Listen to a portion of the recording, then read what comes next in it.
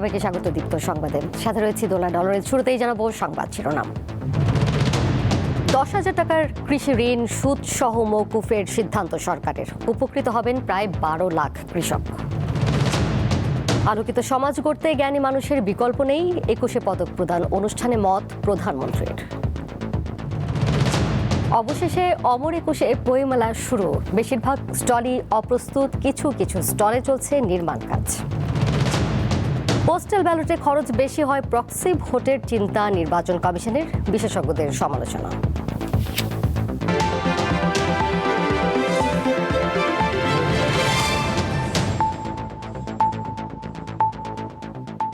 কৃষকের 10,000 টাকা পর্যন্ত ঋণের সুদ সহ মওকুফের সিদ্ধান্ত নিয়েছে সরকার। বৃহস্পতিবার সচিবালয়ে অনুষ্ঠিত মন্ত্রিসভা বৈঠকে এই সিদ্ধান্ত নেওয়া হয়। এতে উপকৃত হবেন প্রায় 12 লাখ কৃষক। এদিকে স্বরাষ্ট্র মন্ত্রণালয় পুলিশে 180 জন সার্জেন্ট ও 10,000 কনস্টেবল নিয়োগের সিদ্ধান্ত নিয়েছে। সচিবালয়ে বৃহস্পতিবার অনুষ্ঠিত মন্ত্রিসভা বৈঠকে নিজের ব্যাগ ও প্রয়োজনীয় ফাইল নিয়ে উপস্থিত হন প্রধানমন্ত্রী তারেক রহমান। বৈঠকের শুরুতে দেশের বর্তমান পরিস্থিতি পর্যালোচনা এবং জনগণের প্রত্যাশা পূরণে মন্ত্রীদের দ্রুত কার্যকর পদক্ষেপ নেয়ার আহ্বান জানান তিনি। সভায় কৃষি ঋণ মওকুফের প্রস্তাবের অনুমোদন দেয় মন্ত্রিসভা।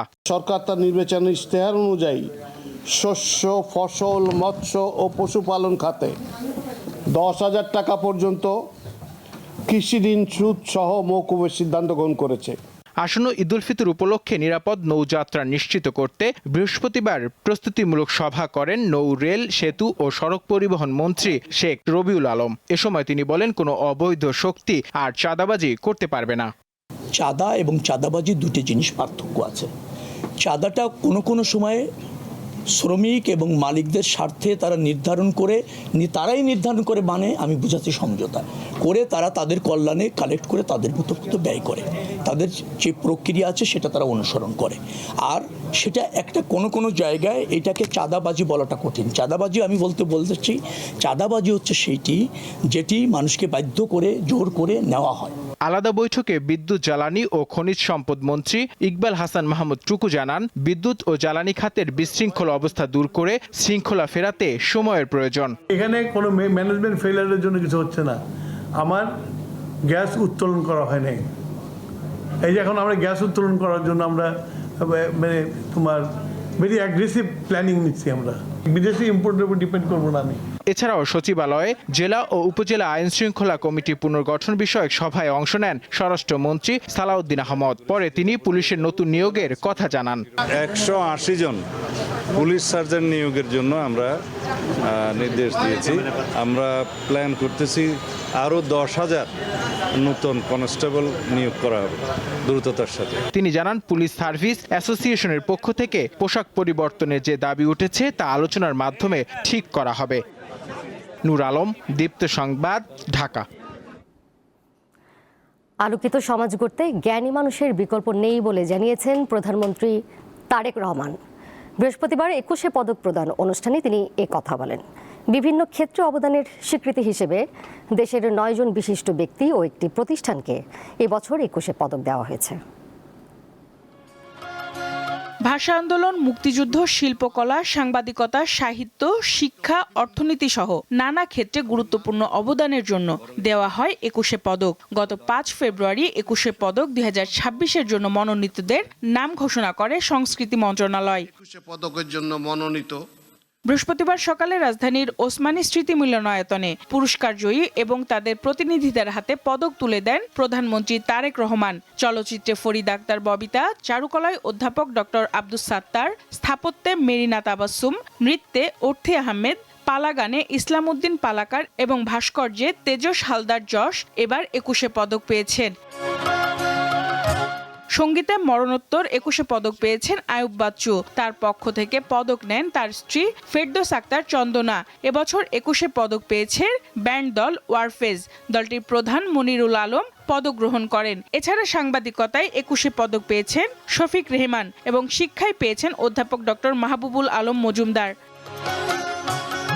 পদকপ্রাপ্তদের অভিনন্দন জানিয়ে প্রধানমন্ত্রী বলেন, আলোকিত সমাজ গড়তে জ্ঞানী মানুষের বিকল্প নেই।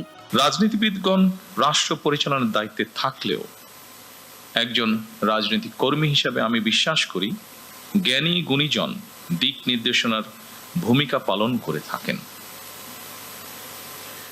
একটি রাষ্ট্র এবং সমাজে কৃতি মানুষদের সংখ্যা যত বেশি বাড়তে থাকবে সমৃদ্ধি এবং নৈতিকতার মানদণ্ডে সেই সমাজ তত বেশি আলোকিত হতে থাকবে। শিক্ষা, গবেষণা, শিল্প সাহিত্যের চর্চাকে আরও বেগবান করতে সরকার সকল দায়িত্ব পালন করবে বলেও জানান প্রধানমন্ত্রী। জ্ঞানীগুণীদের কর্ম এবং কর্মময় জীবনের সঙ্গে আপামর জনগণের পরিচয় করিয়ে দেওয়া রাষ্ট্রের অন্যতম দায়িত্ব। সঞ্জিতা প্লাবনী, দীপ্ত সংবাদ, ঢাকা। প্রযুক্তির কারণে বই পাঠে তরুণ প্রজন্মের যে অনাগ্রহ তা দূর করার উপায় বের করতে সংশ্লিষ্টদের আহ্বান জানিয়েছেন প্রধানমন্ত্রী তারেক রহমান। বৃহস্পতিবার বাংলা একাডেমিতে অমর একুশে বইমেলা উদ্বোধনকালে তিনি এই আহ্বান জানান। বইমেলা চলবে 15 মার্চ পর্যন্ত, প্রতিদিন দুপুর 2টা থেকে রাত 9টা পর্যন্ত খোলা থাকলেও ছুটির দিন বইমেলা খুলবে বেলা 11টায়। বহুমাত্রিক বাংলাদেশ এই প্রতিপাদ্য নিয়ে শুরু হয়েছে এবারের অমর একুশে বইমেলা। বৃহস্পতিবার দুপুরে বাংলা একাডেমি প্রাঙ্গণে প্রধানমন্ত্রী তারেক রহমান মেলা উদ্বোধন করেন। পরে সহধর্মিণী জুবাইদা রহমান ও মেয়ে জাইমা রহমানকে সঙ্গে নিয়ে বিভিন্ন স্টল ঘুরে দেখেন তিনি। উদ্বোধনকালে একুশে বইমেলাকে কিভাবে আন্তর্জাতিক রূপ দেয়া যায় সে বিষয়ে ভাবতে সংশ্লিষ্টদের আহ্বান জানান সরকার প্রধান। বাংলাকে জাতিসংঘের দাপ্তরিক ভাষায় রূপান্তরের জন্য কাজ শুরুর কথাও জানিয়েছেন তিনি।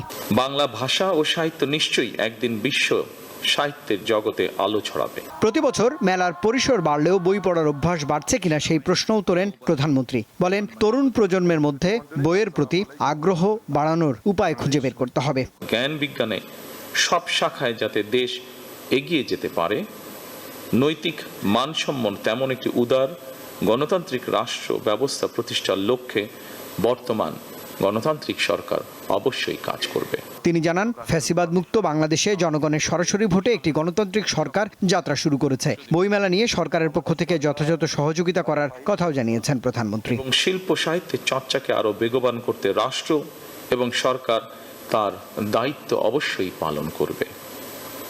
আমি বিশ্বাস করি শিক্ষা, গবেষণা এবং শিল্প সাহিত্য চর্চাকে রাজনীতিকরণ করা কখনোই সভ্য সমাজের পরিচায়ক নয়। অমর একুশে বইমেলা চলবে 15 মার্চ পর্যন্ত। এ সময় ছুটির দিন ছাড়া প্রতিদিনই দুপুর 2টা থেকে রাত 9টা পর্যন্ত খোলা থাকবে মেলা। ছুটির দিন বইমেলা চলবে বেলা 11টা থেকে রাত 9টা পর্যন্ত। রুবায়েত হাসান, দীপ্ত সংবাদ, ঢাকা। অমর একুশে বইমেলা আনুষ্ঠানিকভাবে শুরু হলেও বেশিরভাগ স্টল এখনও প্রস্তুত নয়। কিছু কিছু স্টলের নির্মাণ কাজ চলছে, ফলে প্রথম দিন পাঠকদের বইমেলায় গিয়ে নিরাশ হয়ে ঘুরে বেড়াতে দেখা গেছে। প্রতি বছর ফেব্রুয়ারি মাসের শুরুতে অমর একুশে বইমেলা শুরু হলেও নির্বাচন সহ নানা কারণে এবার শুরু হলো 26 ফেব্রুয়ারি। রোজার মধ্যে বইমেলা আয়োজনে অনেক প্রকাশকই রাজি ছিলেন না। তাই বইমেলা উদ্বোধনের পরও দেখা গেছে অধিকাংশ স্টল প্রস্তুত নয়। বইমেলার প্রথম দিন কিছু পাঠকের দেখা মিলেছে। অধিকাংশ স্টলের কাজ শেষ না হওয়ায় ও স্টলে বইয়ের দেখা না পাওয়ায় হতাশ তারা। আমরা আসছিলাম একটা প্রিপারেশন নিয়ে যে বই কিনবো, আসছিলাম বইয়ের রাজ্যে হারায় যেতে, বইমেলা মানে হচ্ছে বই রাজ্য, কিন্তু এসে টোটালি পরিস্থিতি একদম এত অগোছালো একটা হজবরল অবস্থা হয়ে যাচ্ছে। আজকে যেহেতু ফার্স্ট দিন, তো অনেক ফাঁকা দেখছি, এরকম ফাঁকা সচরাচর দেখি না, তো আরেকবার আসবো ইচ্ছা আছে। আজকে তো প্রথম দিনের জন্য তেমনভাবে এখন ভিড় হয় নাই, স্টলও তেমনভাবে ওঠা হয় নাই। মেলায় স্টলের কাজ শেষ না হওয়া ও বই না ওঠানোর পিছনে বারবার তারিখ পিছানোকে দায়ী করছেন প্রকাশক ও স্টল মালিকরা। 20 তারিখ থেকে হওয়ার কথা ছিল, আমাদের ওই রকমই একটা প্রস্তুতি ছিল যে আমরা 19 তারিখে বই নিয়ে মাঠে আসবো। বাংলা একাডেমির যে ডিসিশন এবং সবাইকে নিয়ে মেলা করার এই কারণে মেলাটা একটু পিছিয়ে 26 তারিখে আসছে। মেলা হবে কি হবে না এই একটা দ্বিধাদ্বন্দ্বের মধ্যে ছিলাম। এবার বাংলা একাডেমি প্রাঙ্গণে 81টি এবং সোহরাওয়ার্দী উদ্যানে 468টি স্টল বরাদ্দ দিয়েছে আয়োজক কমিটি। এছাড়া সোহরাওয়ার্দী উদ্যানের উন্মুক্ত মঞ্চের পাশে লিটল ম্যাক চত্বরে 87টি স্টল থাকছে। আলোয়ার খান, দীপ্ত সংবাদ, ঢাকা। যাচ্ছি পরের প্রসঙ্গে। ত্রয়োদশ জাতীয় সংসদ নির্বাচনে প্রথমবারের মতো 11.5 লাখ ভোটার পোস্টাল ব্যালটে ভোট দেন। এই ভোটের পেছনে নির্বাচন কমিশনের ব্যয় ছাড়িয়েছে শত কোটি টাকা। তাই ব্যয়বহুল এই পদ্ধতি থেকে সরে বিকল্প হিসেবে প্রক্সি ভোটের পথে হাঁটতে চায় ইসি। যদিও এর বিপক্ষে মত দিয়ে বিশেষজ্ঞরা বলছেন পদ্ধতিটি দেশের নির্বাচন ব্যবস্থায় নতুন বিতর্ক তৈরি করবে। বর্তমানে বিশ্বের 167টি দেশে 1,49,00,000-এর বেশি বাংলাদেশি কর্মরত আছেন। তাদের ভোটাধিকার নিশ্চিত করতে প্রথমবারের মতো পোস্টাল ব্যালট পদ্ধতিতে ভোটের আয়োজন বর্তমান কমিশনের একটি যুগান্তকারী পদক্ষেপ। প্রবাসীদের কাছে পাঠানো প্রতিটি ব্যালটের জন্য 700 টাকা এবং দেশের ভেতরে যারা নিবন্ধন করেছেন তাদের জন্য 22 টাকা করে খরচ করে ইসি। তবে প্রক্রিয়াগত জটিলতা ও ব্যয়বহুল হওয়ায় পোস্টাল ভোট পদ্ধতি বাংলাদেশের জন্য টেকসই নয় বলে মনে করছে ইসি। এক্ষেত্রে বিকল্প হিসেবে প্রক্সি ভোটে ইসির আগ্রহ, যে পদ্ধতিতে প্রবাসীর পক্ষে দেশে থাকা তার কোনো প্রতিনিধি ভোট প্রদান করবেন। প্রায় 700-800-900 টাকা করে প্রতিজনের জন্য খরচ হয়। এটা কতদিন আমরা বহন করব সে এক প্রশ্ন আছে। আজকে হয়তো 5 লক্ষ হয়েছে, আগামী ইলেকশন হয়তো 25 লক্ষ হবে, তাহলে এটা শুধু বেড়েই যাবে। তবে প্রক্সি পদ্ধতি নিয়ে শুরুতেই দেখা দিয়েছে বিতর্ক। বিশেষজ্ঞরা বলছেন প্রক্সি পদ্ধতিতে ভোটের গোপনীয়তা রক্ষা ও স্বচ্ছতা নিয়ে প্রশ্ন উঠবে। আর ভোট একটা গোপনীয় বিষয়। আপনার ভোট যদি আমাকে দিয়ে দেওয়ান তাহলে আপনার চিন্তা চেতনা আমার মাধ্যমে প্রতিফলন হওয়াটা আসলে এটা একেবারেই কঠিন একটা বিষয়।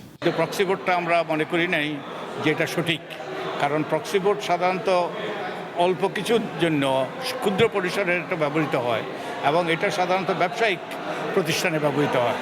বিকল্প হিসেবে প্রযুক্তির সর্বোচ্চ ব্যবহারের মাধ্যমে ভোটারদের জন্য সরাসরি অনলাইনে বা ই ভোটিং পদ্ধতির ভোট আয়োজনের পরামর্শ বিশেষজ্ঞদের। এর জন্য যদি একটা বড় ধরনের ইনফ্রাস্ট্রাকচারও তৈরি করার প্রয়োজন হয়, অনলাইন রিপোজিটরি, ডেটা সেন্টার, বর্তমানে ব্লকচেইন টেকনোলজি আছে, এআই মেশিন লার্নিং টেকনোলজি আছে, এছাড়াও সাইবার সিকিউরিটির অনেকগুলি নতুন টুলস এসেছে। এইগুলির সমস্ত প্রয়োগ করলে পরে খুবই হাই কোয়ালিটি এবং হাই পার্টিসিপেটরি এই ধরনের নির্বাচন পরিচালনা করা সম্ভব। আগামী নির্বাচনের আগেই বিকল্প পদ্ধতি খুঁজে বের করতে ইসির হাতে পর্যাপ্ত সময় আছে বলে মনে করছেন তারা। বিশেষজ্ঞরা বলছেন প্রক্সি ভোটের সবচেয়ে বড় অসুবিধা একজনের ভোট আরেকজনে দেওয়ার মাধ্যমে এতে জালিয়াতির সুযোগ সৃষ্টি হয়। এখন শেষ পর্যন্ত বিকল্প কোন পদ্ধতি আলোর মুখ দেখবে তা নির্ভর করছে রাজনৈতিক দলগুলোর ঐকমত্য এবং আইনি কাঠামোর উপর। নাকি খরচ বাঁচাতে প্রশ্নবিদ্ধ কোনো পদ্ধতিতে ঝুঁকছে কমিশন, তা সময়ই বলে দেবে। শিউলি শবনম, দীপ্ত সংবাদ, ঢাকা। এবারে আরএফএল ওয়ার্ড্রোব ঈদ বাজার।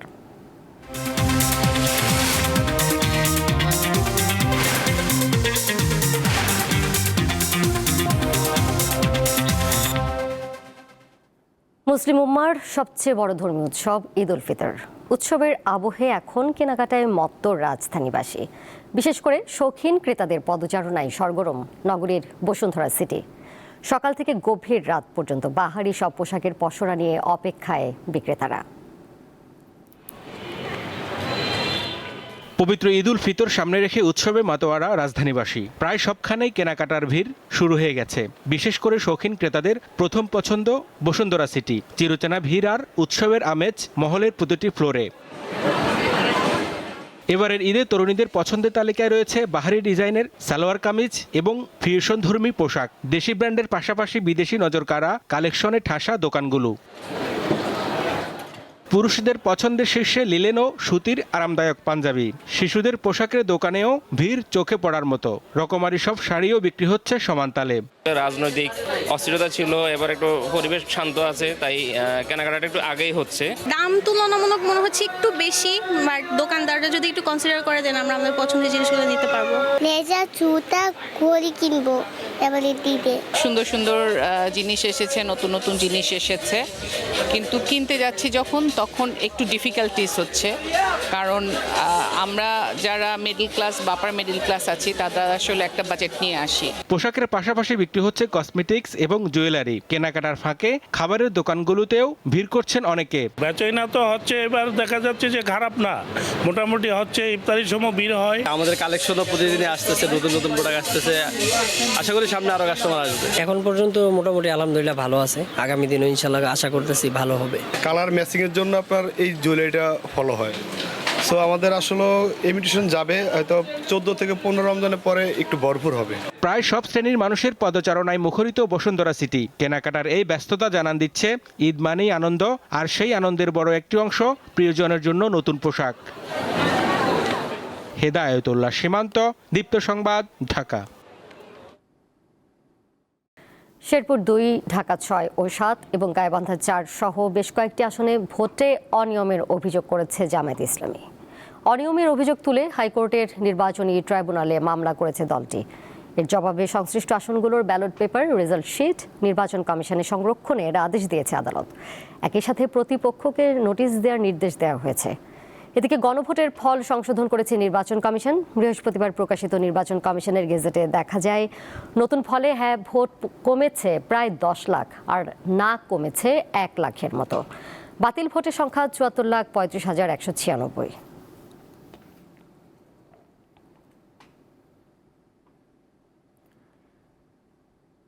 যদি সংবিধান সংস্কার পরিষদ গঠিত না হয় তাহলে সংসদে কথা বলার পরিবেশ থাকবে না। আর তেমন হলে রাজপথে নামার প্রস্তুতি নেওয়ার কথা জানিয়েছেন বিরোধী দলীয় চিফ হুইপ ও এনসিপির আহ্বায়ক নাহিদ ইসলাম। বৃহস্পতিবার এনসিপির ছাত্র সংগঠন জাতীয় ছাত্র শক্তির প্রথম প্রতিষ্ঠাবার্ষিকীতে অংশ নিয়ে নাহিদ বলেন, সংস্কার পরিষদের সদস্য হিসেবে শপথ না নিয়ে বিএনপি গণভোটের গণরায়ের বিরুদ্ধে অবস্থান নিয়েছে। তিনি অভিযোগ করেন, বিএনপি বিচার প্রক্রিয়ায় হস্তক্ষেপ করছে। পুলিশ হত্যার বিচারের আগে যারা জুলাই যোদ্ধা ও আহত তাদের বিচার নিশ্চিত করতে হবে।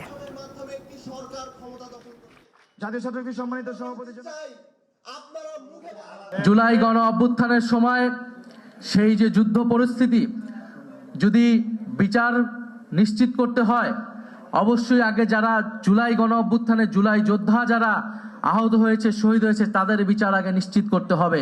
সংসদে পরিকল্পিতভাবে 2/3 সংসদ সদস্য পদ তাদের নিজেদের আওতায় রেখেছে, যাতে তারা নিজেদের মতো আইন এবং বিচার তৈরি করতে পারে। 3 দফা দাবিতে মানববন্ধন ও প্রতিবাদ সমাবেশ করেছে 45তম বিসিএস বৈষম্যের শিকার চাকরি প্রার্থীরা।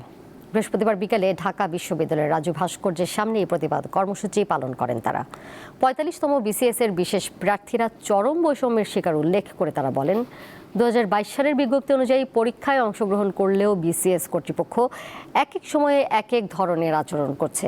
40তম, 43তম, 44তম, 45তম, 46তম বিসিএস প্রতিটি বিসিএস এই আচরণ ও সিদ্ধান্তে স্পষ্ট বৈষম্য লক্ষ্য করা যাচ্ছে বলে অভিযোগ করেন আন্দোলনকারীরা।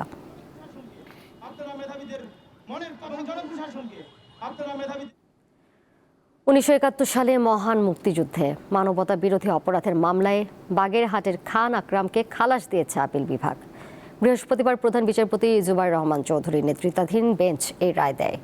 71-এ সংঘটিত মানবতা বিরোধী অপরাধের মামলায় খান আকরাম হোসেনকে আমৃত্যু কারাদণ্ড দিয়েছিল ট্রাইব্যুনাল। 2015 সালের 11 আগস্ট এই মামলায় আরেক আসামি বাগেরহাটের শেখ সিরাজুল হক ওরফে সিরাজ মাস্টারকে সর্বোচ্চ সাজা মৃত্যুদণ্ড দেওয়া হয়েছিল। পরে রায়ের বিরুদ্ধে আপিল করেন আকরাম খান। খান আকরাম হোসেন তার আমাদের ইন্টারন্যাশনাল ক্রাইমস ট্রাইব্যুনাল অ্যাক্টের 3(2), small a, small g and small h এই 3টে সেকশনে চার্জ গঠন করা হয়েছিল। যে মামলাটা গতকালকে ছিল, এই মামলার মধ্যে আরেক আকরামের বিচার টিচার সম্পর্কে কিন্তু কোনো কিছু রেকর্ডে নাই। সো আমরা এভিডেন্স বা রেকর্ডসের বাইরে অন্য কোনো বিষয়ে আমরা ব্যক্তিগত নলেজ থেকে আমার কিচ্ছু বলার কোনো সুযোগ নাই। নরসিংদীর মাধবদী উপজেলায় 15 বছর বয়সী এক কিশোরীকে তার সৎ বাবার কাছ থেকে ছিনিয়ে নিয়ে হত্যার অভিযোগ উঠেছে। নিহতের পরিবার বলছে, ছিনিয়ে নেওয়ার সাথে জড়িতরা 15 দিন আগে ওই কিশোরীকে ধর্ষণ করেছিল। বৃহস্পতিবার সকালে মাধবদী থানার কোতালির চর দড়িকান্দি এলাকার একটি সরিষা ক্ষেত থেকে ওই কিশোরীর মরদেহ উদ্ধার হয়। মৃত 15 বছর বয়সী কিশোরী মাধবদীর বিলপাড় এলাকায় পরিবারের সঙ্গে ভাড়া বাসায় থাকত। 15 দিন আগে স্থানীয় বখাটের নুরার নেতৃত্বে 5 থেকে 6 জনের একটি দল কর্মস্থল থেকে বাড়ি ফেরার পথে মেয়েটিকে তুলে নিয়ে ধর্ষণ করে। বিষয়টি স্থানীয়ভাবে মহিষাসুরা ইউনিয়ন পরিষদের সদস্য আহমদের নেতৃত্বে মীমাংসা করা হয়। এতে ক্ষুব্ধ হয়ে বুধবার মেয়েটিকে তুলে নিয়ে যায় তারা। পুলিশ জানিয়েছে, ঘটনার সাথে জড়িতদের গ্রেপ্তারের চেষ্টা চলছে।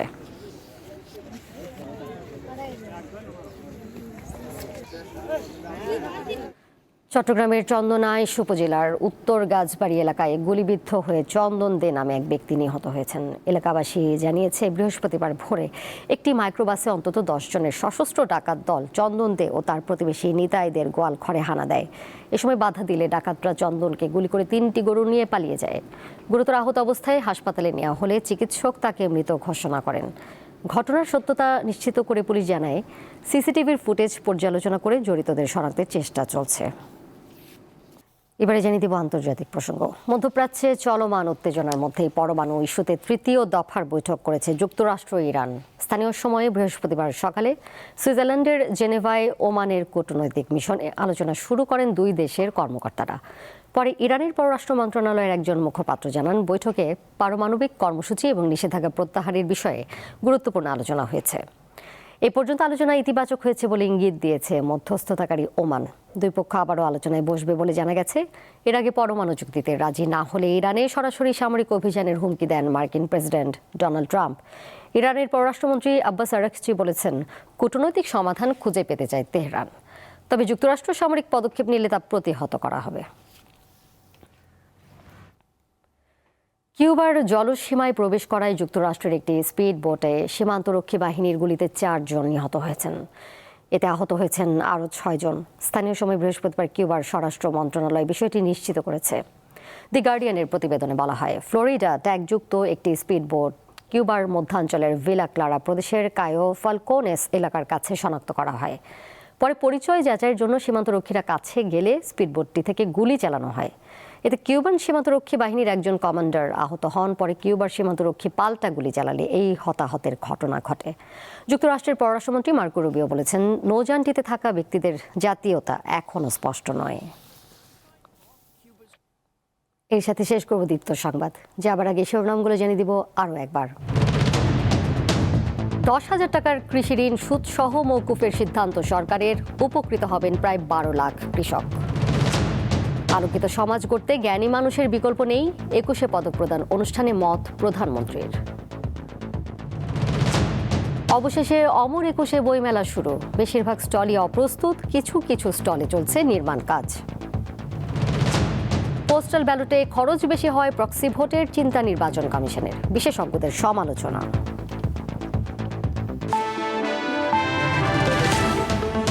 আর এই ছিল এখনকার মতো। এর সাথে বিদায় নিচ্ছি আমি দোলা ডলরেস। আর তথ্য এবং বিনোদনের নানা খবরাখবর জানতে যুক্ত থাকুন দীপ্ত ডিজিটাল প্ল্যাটফর্মে। ধন্যবাদ সবাইকে।